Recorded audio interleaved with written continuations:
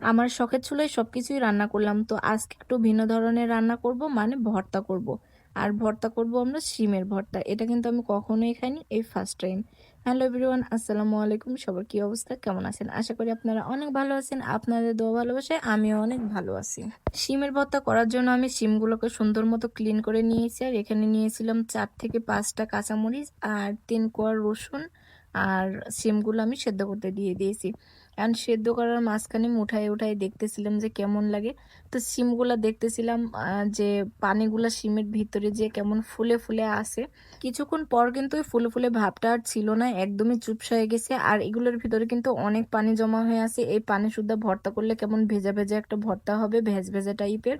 এজন্য আমি হচ্ছে এই শিমগুলোকে এখন হাতের সাহায্যে চিপে চিপে নিব। এজন্য একটু ঠান্ডা করতে নিয়ে নিয়েছিলাম। আর শিমগুলো যখন চিপতেছিলাম তখন দেখলাম এত পরিমাণে পানি বের হচ্ছে, মানে এই পানি শুদ্ধা যদি ভর্তা করা হতো ভর্তার কোনো মজাই পাওয়া যেত না। এই জন্য আমি একটা একটা করতে করতে সব শিমগুলোই আমি একদম পানি ঝরিয়ে নিব।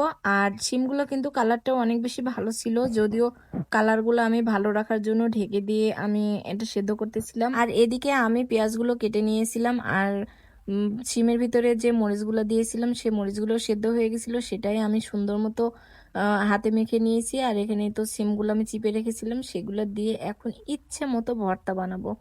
ভর্তা বানানো মানে অনেকক্ষণ টাইম নিয়ে এটা ভর্তা করতে হবে, নইলে কিন্তু কেমন ঘাস ঘাস ভাব থেকে যাবে। অনেকক্ষণ ধরেই আমি ভর্তা করলাম, ভর্তাটা করতেছিলাম। আর কিছুক্ষণ পর পর আমি টেস্ট করে দেখতেছিলাম, আসলে আমার তরিস হয়েছিল না এটা খেতে কেমন হবে, খুবই এক্সাইটেড ছিলাম। সো মুখে দেওয়ার পর ফাইনালি দেখলাম যে অনেক মজা হয়েছে। এটা কিন্তু গরম ভাতের সঙ্গে খেতে অনেক বেশি মজা লাগবে।